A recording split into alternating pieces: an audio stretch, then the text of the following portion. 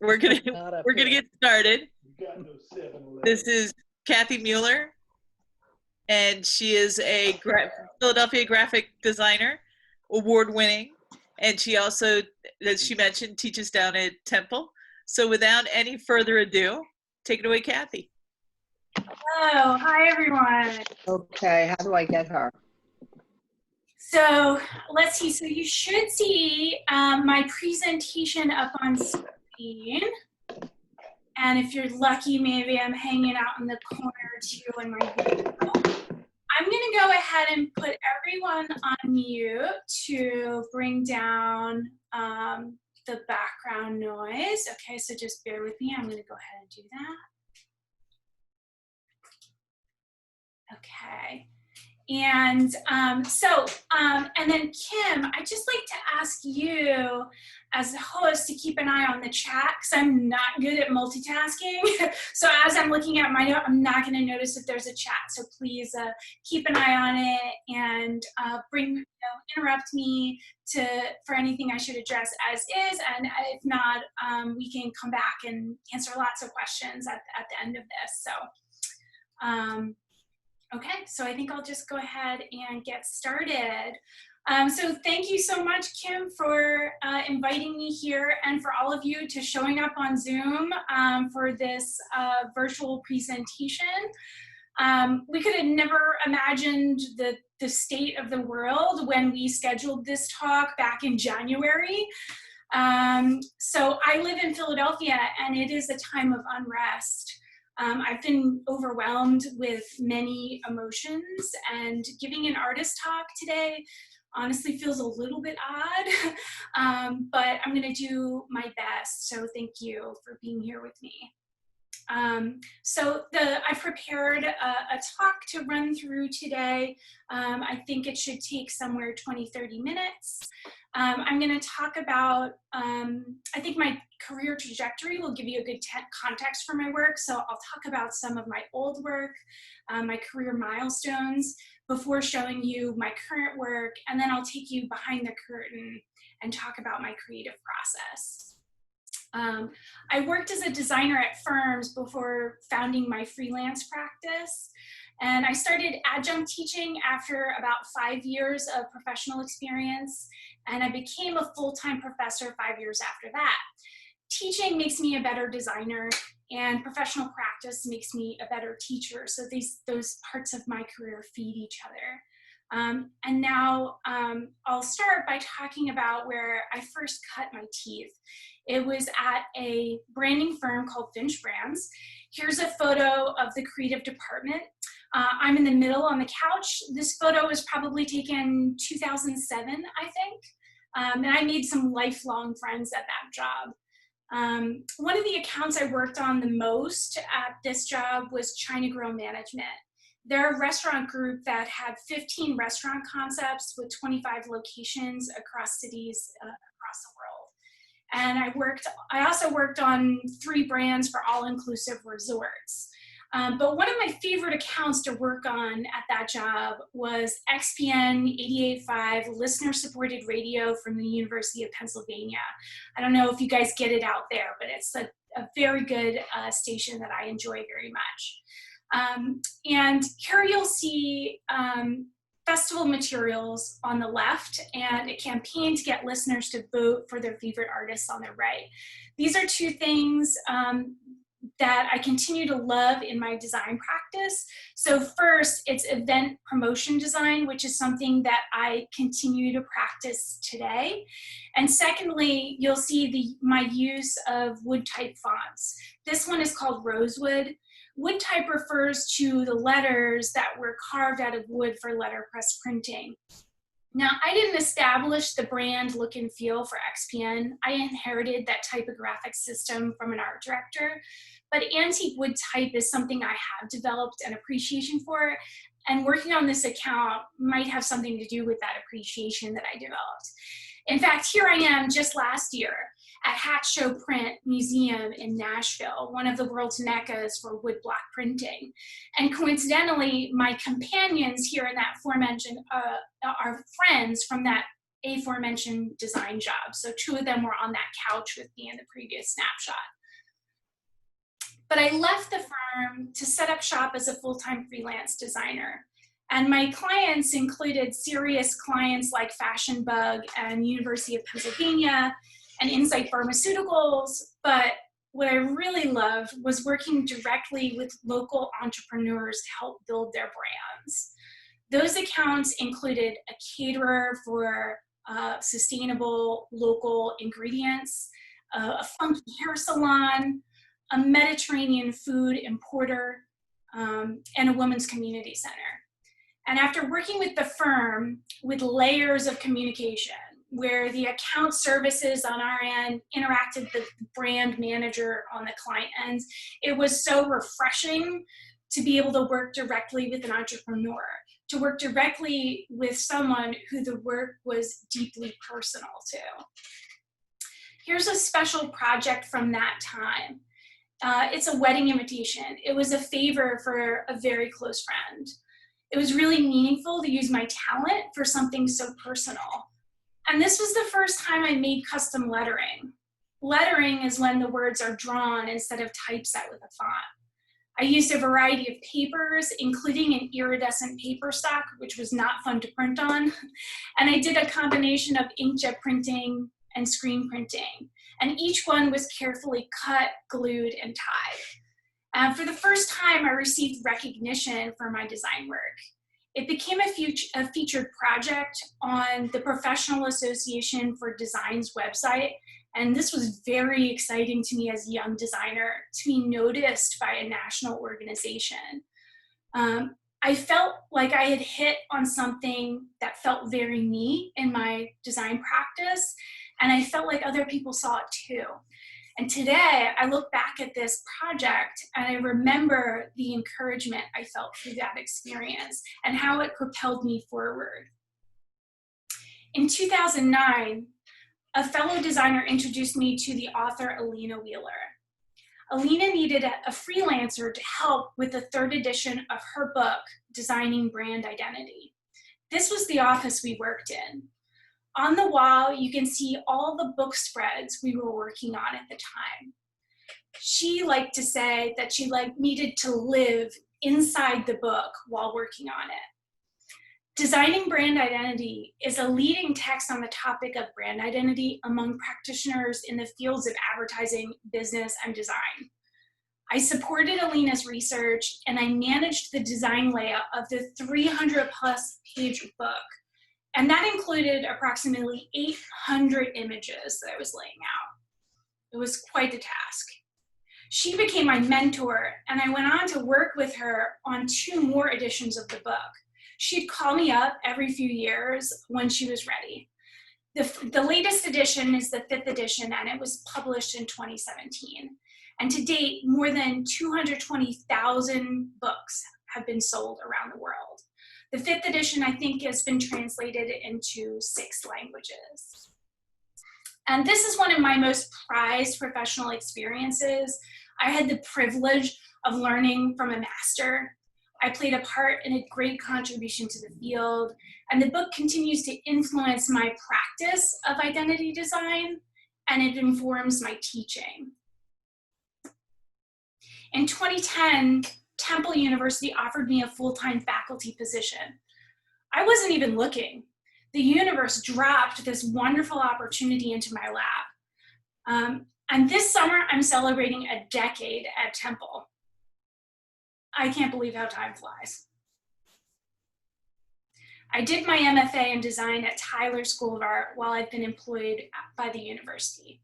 So here I am at my gallery exhibition. Somehow, and I do not know how, I managed to survive 2 years as a full-time professor and a full-time graduate student.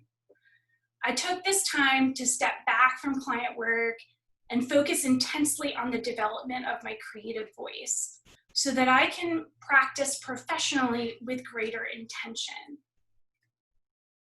I'll share one project from my graduate study. I conceptualized a tongue-in-cheek line of confections to deliver a Dear John breakup message. I had so much fun using my sense of humor to craft this off-the-wall project.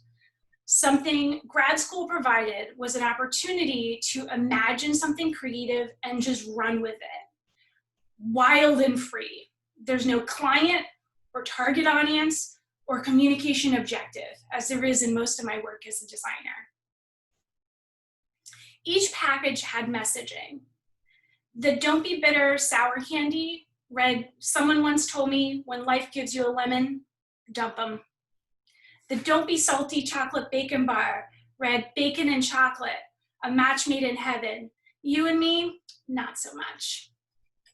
And the "Don't get sappy" maple sugar candy, "Save the sugar for someone sweeter." And would you believe this project included a set of 3 Dear John templated fold and seal cards for your convenience.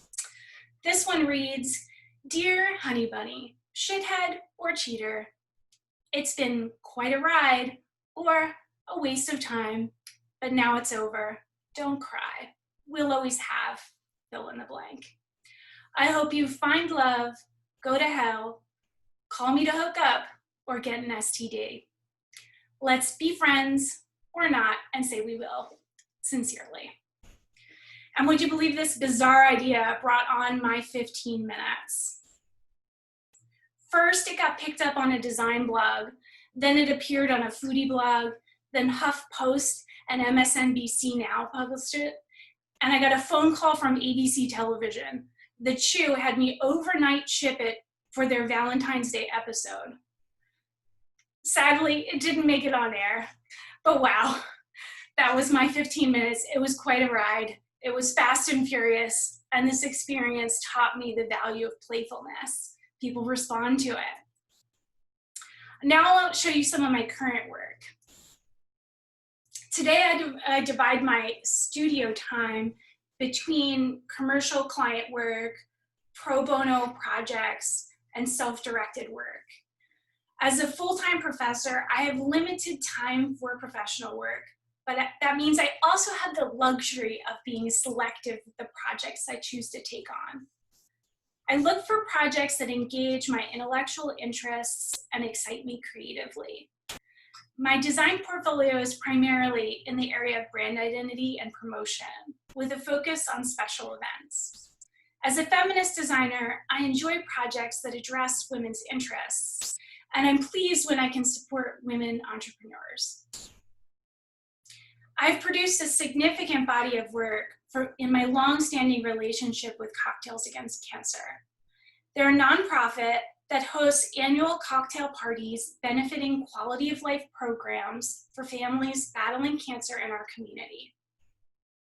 To date, I have produced 6 campaigns: 80s Prom in 2014, County Fair in 15, Jukebox Boogie in 16, 10th Anniversary Soiree in 17, Aloha Dreamin' in 2018, and most recently, Funky Town. Since I became involved, the event has prospered with a 45% increase in attendance, and we've raised over $70,000 that has been distributed to community program beneficiaries. I'm granted complete creative control in this project, and the pieces have been recognized with a number of awards. They've been curated in gallery exhibitions and reproduced in annuals. And last year, I was honored with the 2019 Communication Design Educator Award for Service from Design Incubation for this body of pro bono work.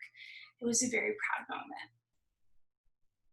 The scope of each campaign includes event identity, social media, and email marketing. Here you can see some of those pieces from the 2016 Jukebox Boogie campaign.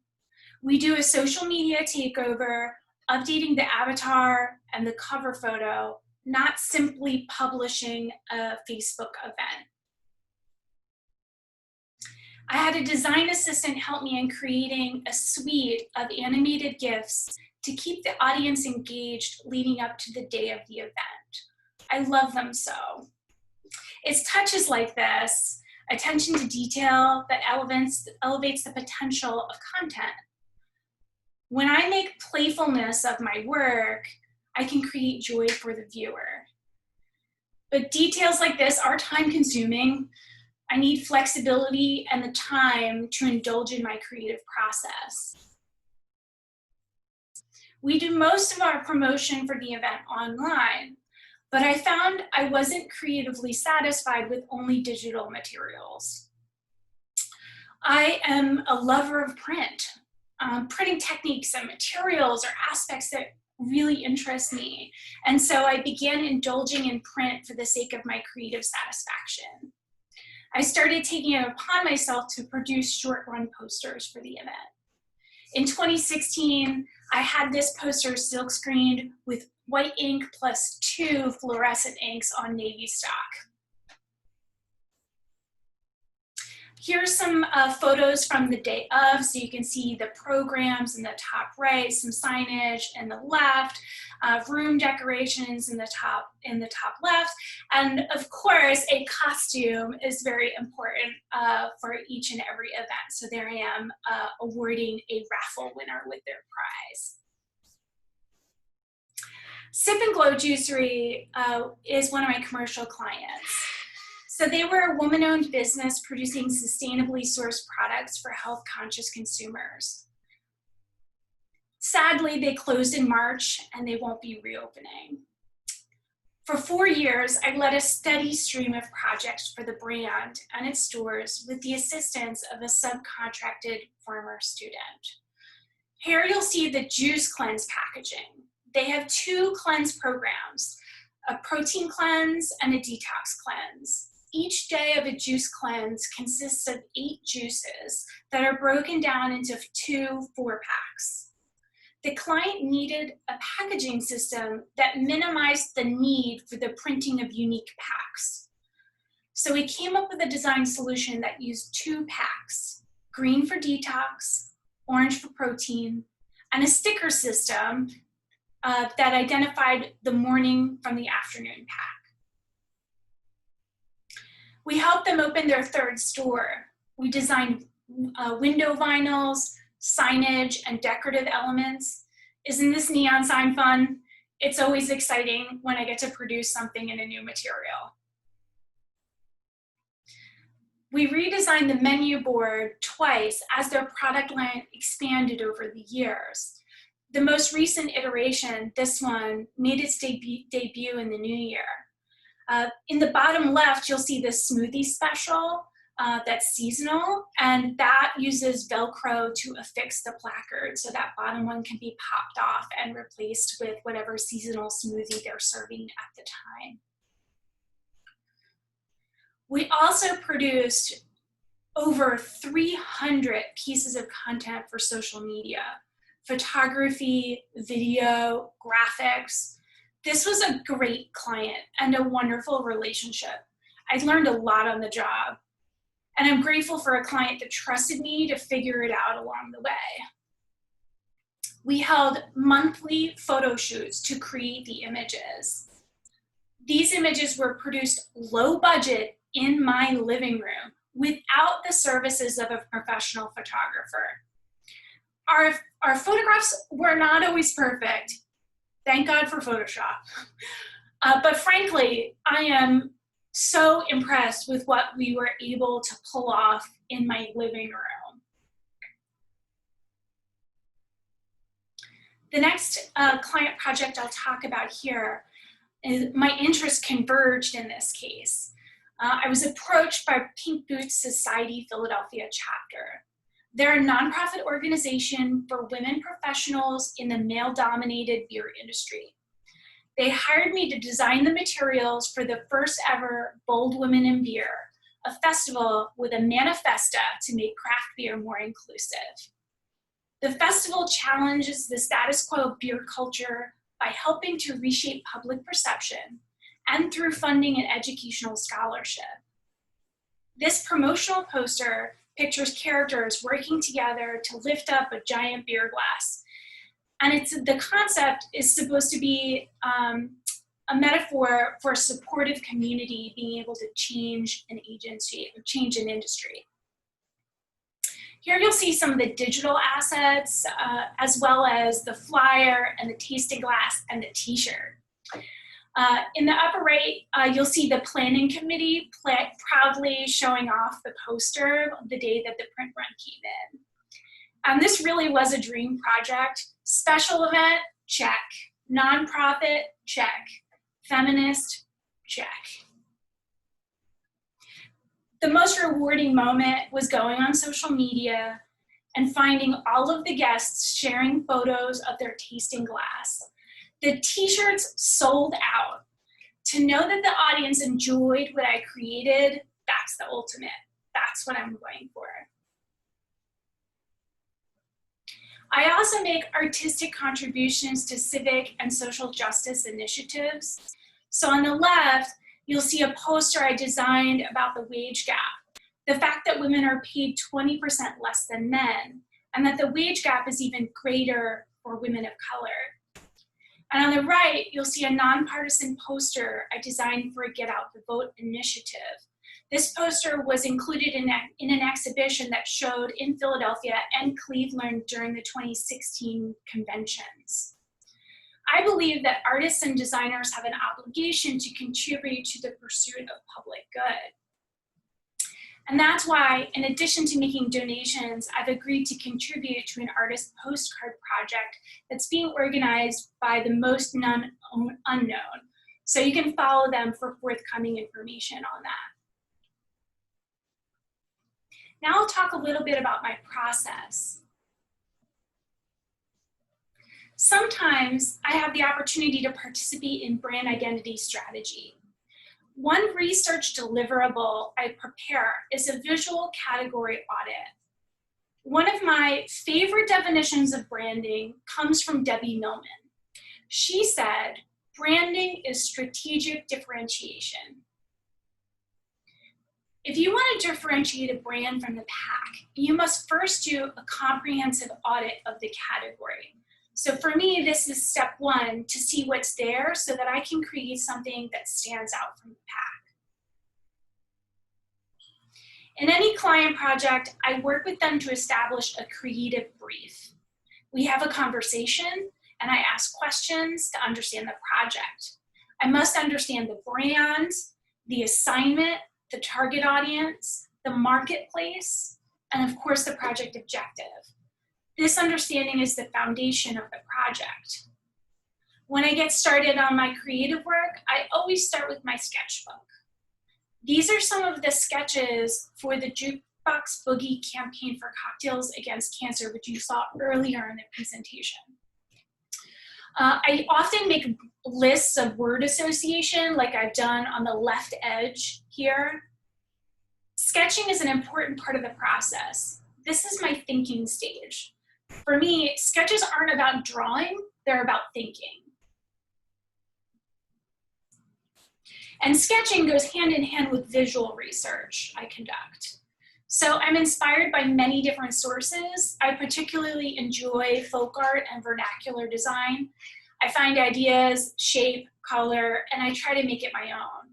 The internet, of course, is rich with materials, but I'm a big fan of books and travel to consume as much visual material as possible. I work using an iterative design process, and what you see here is pretty standard exploration for me. An early rough is in the top left, and instead of changing it, I make a duplicate to the right and I iterate on the copy instead. This allows me to look back and discover something brilliant that I had not recognized about an earlier iteration of the process at a later stage. This is one of the benefits of working digitally. I understand many of you are artists, and I know that you do not have this benefit of being able to magically make a duplicate and try something on the side. But this is a really typical process for me right here, what you see on the screen. I often have a good deal of detail in my work. that I refine and build up over multiple iterations. So on the right, you'll see the final poster. And on the left, I've animated this so that you can see 3 stages of the illustration's progress.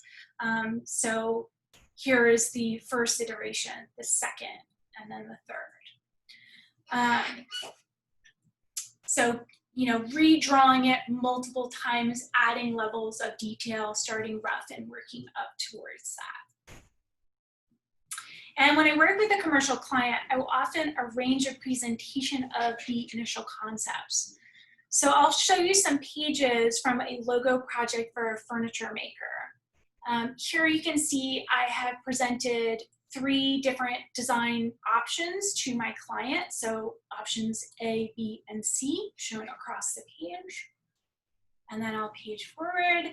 And here you'll see additional later pages from that presentation.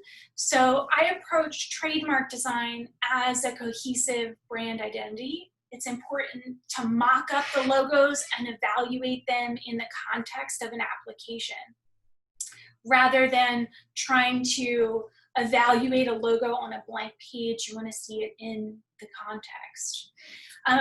Each of the concepts, A, B, and C, had their own set of mock-up applications. I'm only showing the selected option.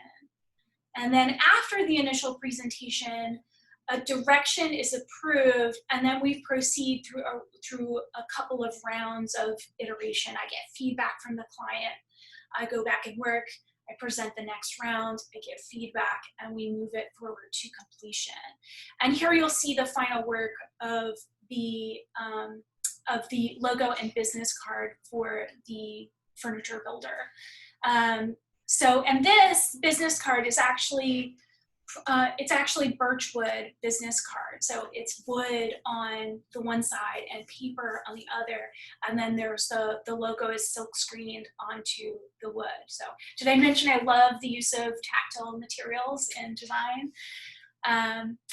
So that's all I have prepared to show for you today, but I want to thank you for having me this evening.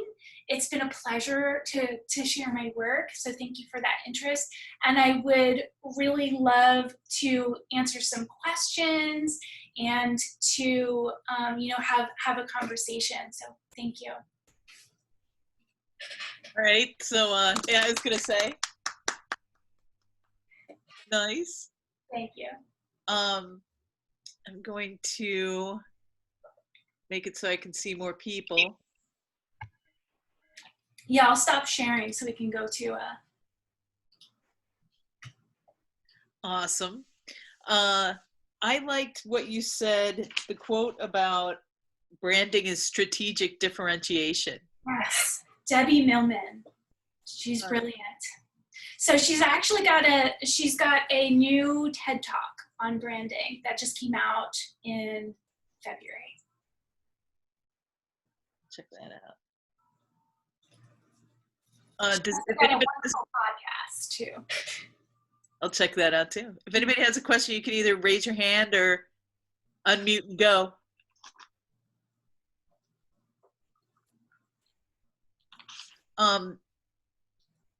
I don't see any questions, so I'll ask another. In your iteration process, do you ever you say you copy it? Like if you're working in Photoshop or something like that, do you have a bunch of layers that you can't see, or do you actually have physical differences? So I typically work in Illustrator. Most of my work is created in Illustrator. So I have a big artboard in Illustrator, and I just select the artwork and I move it. So what we saw on that one slide with several images like that, that's what my screen looks like. In Photoshop, it's a little harder to work iteratively, because in that case, I work from the bottom up in my layers panel. And so that is essentially a timeline. So as I turn off layers up here, it looks like it looked before. And as I turn them on going up, it changes. And I try to work as non-destructively as possible in Photoshop. So I'm trying to refrain from altering any pixels if possible, so that it's completely, everything that I do is reversible. So I actually think it seeps into my IRL in real life. So you might be amazed by this, but my brain thinks Command Z undo when I make a mistake. And I feel the muscle memory in my fingers of the key. I have that problem too. I'm a digital artist and I'm a traditional artist. So I will be working on a digital project for a long period of time. I just finished my first graphic design commission. And then I'll go back to like sketching in my sketchbook and I'll try to undo something with the Control-Z command and doesn't work and I need to get an eraser out and smudge up half the page. Yeah, it's really a shame real life doesn't work the same way. Yeah, I can't remember. There was somebody in the Art Alliance at one point, I think it might have been Pam Linderman, who was going to get Command Z as her license plate. That'd be a good vanity plate for sure. So it looks like I see a question in the chat. Lauren Patino. Hello, Lauren. Can you hear us? Yes. Okay. Yes. Okay. So I see Lauren asked in the chat, what sources to use for design inspiration and visual research?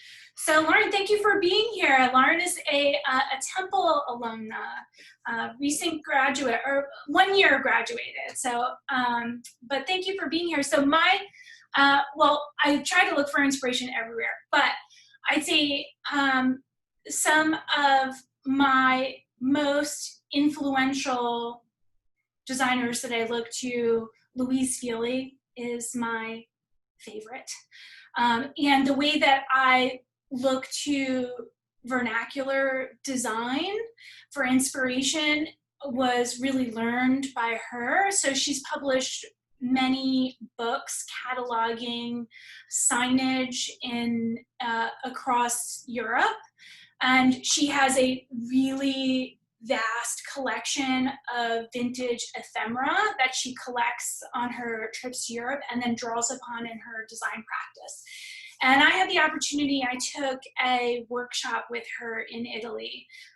So it was a dream, you know, a gift to myself. Actually, after I accepted the full-time position at Temple, I rewarded myself with a master's typography workshop in Italy with Louise Feely. So she's wonderful, and she's got a monograph called Elegantisma.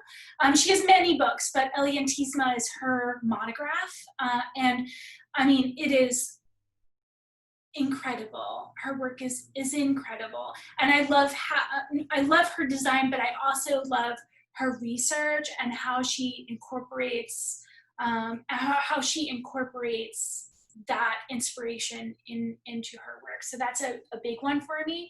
And then I really like vintage ephemera. So whether it's scouring the internet and going into rabbit holes of archives and pulling those images, and then also, you know, visiting art museums and taking lots of photos of things as I move along. And then, you know, Pinterest has been a really great way for me to catalog some of that material.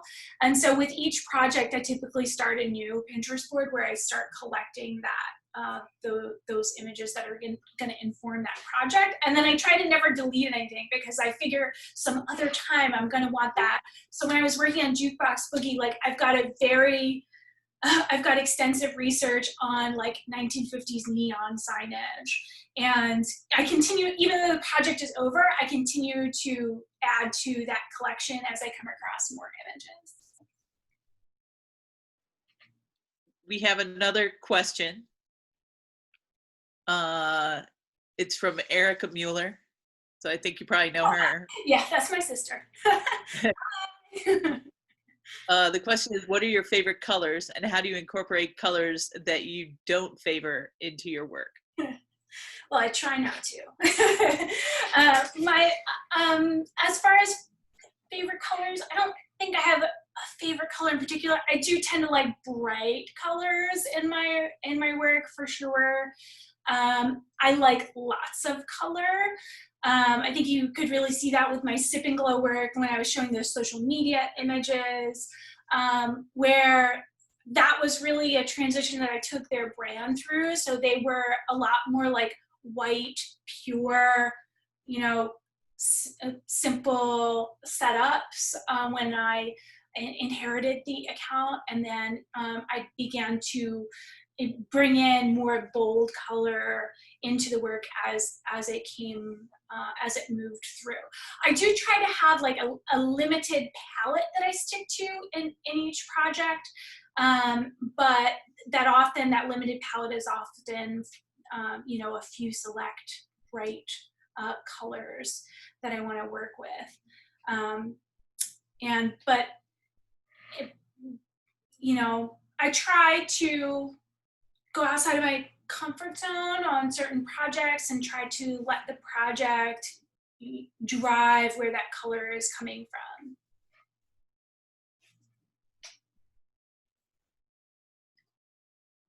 from. All right. Lauren Bottino also put the link to the Louise Feely, the book that's in the chat. If you go into the chat, I have another question. If no one else has their hand raised, I don't see any. Okay. So when you were working with the woman on the book, yes, you showed the room that you were working in. Whose idea was it to put all of the books in the shelf in rainbow order? that was her idea. And so we did that one afternoon, you know, specifically she's like, it's gotta be rainbow for the photo. And yeah, so we pulled them all off the shelf and rearranged them. And actually you can't see my bookshelf, but that's how my bookshelf is now too. Of course, you have to remember the book by what color the spine is, which can be a little bit tricky. There's a new question here from Talia Simpson. Yes. It's Thalia. Talia? Yes. Got it. Do you want to ask it? You can go ahead. Oh, sure. Hi, Kathy. Great Hi, to Thalia. see you again. I've missed you very much over the last few years. You and I have had conversations in the past about being a designer in a feminist space, and just with everything that's going on right now, I'm wondering, what exactly is your method when you get deep down in these issues? Are you the kind of person that kind of separates yourself from them to kind of keep a clear head and create? Or do you use the tension that is underlying your issues to kind of drive the creative process and push you to make the things as beautiful as you do? Thank you, Thalia. Thank you for that question. Thalia was one of my students several years ago at Temple, so it is a joy to see you on here. Thank you for coming for that question. Of course. So, and it's a really hard question to answer. You know, I mentioned at the start of my talk that it feels a little strange to deliver an artist talk today. And it felt strange, you know, working on this presentation. You know, I spent all day working on it. You know, I spent most of yesterday and today working on it, preparing it. And it was, for me, what I compartmentalize. So I was feeling, you know, I'm living in Philadelphia. There was a lot of, there's a lot of things going on right now. There's noises and a lot of unrest and and I'm angry and I'm sad and a lot of things are happening, and I was feeling anxiety and a lot of swirl of emotions. And then I, you know, had to prepare for this, and so I sat down at my computer, and then I compartmentalized, and that's how I pushed through. Those other things like went away for a little bit. And so on some level that, that can sometimes be welcome for me, to be able to funnel my attention into something when I'm having a difficult time processing emotions and current events outside of that. And when I make work that engages with those themes, then I try to use the creative process as a way as a therapeutic means to use the creative process, the active making, to feel like I have a voice, to feel like I have input, to feel like I can do something, even though it doesn't, have an outside effect. The act of making, I think, can help us process some really difficult work. That said, I think it's not always possible. It's not always. Maybe you're not ready, and maybe you need time before you're ready to like put ink on paper and make something out of it. This semester, I mentioned I did emergency online teaching in the wake of COVID, and all of my colleagues did too, of course. But I assigned a COVID project to my art direction students. And I was a little bit, I wasn't sure if that was the right move or not, but I decided that I would give my students what would help me through this is like, let's make something. And instead of, trying to get onto Zoom and act like everything is normal, then it was a way that we were still doing the work, the curriculum, and learning the lessons and making the things that they need to make to become professional designers and art directors, but at the same time, like making something that was in response. So I asked them all to conceptualize a brand response in the time of the pandemic. And I talked to them about like, this shouldn't be about selling, this should be about solving and trying to find a way for a brand to be a positive influence in society and culture. So I think it's something that we have to try. I think that as designers and artists, we have a responsibility to try to contribute in a positive way to culture and society. And I'm not always great at it, but I try.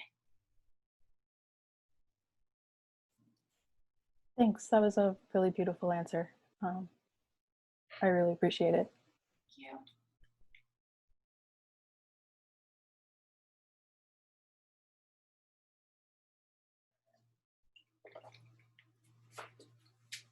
Are there more questions?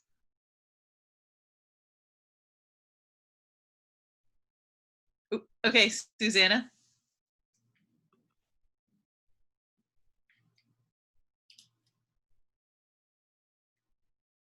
To unmute. There we go. So I'm a traditional artist in all senses of the world. When you say you're block printing? I'm not block printing.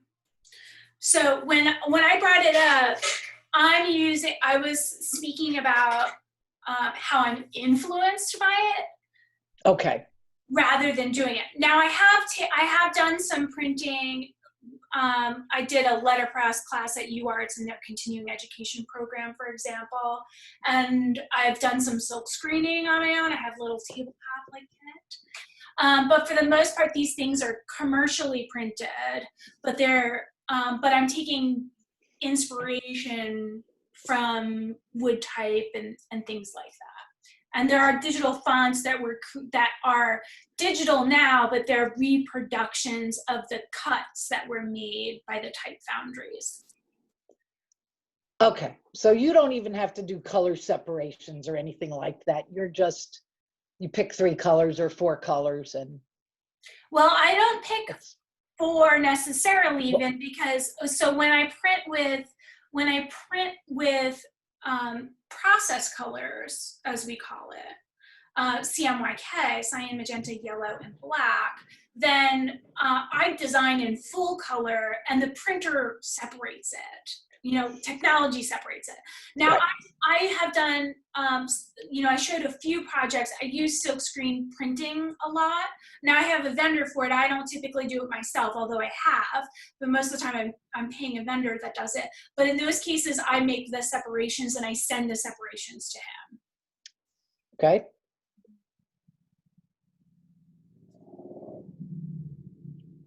I got a guy in Fishtown that does my silkscreen.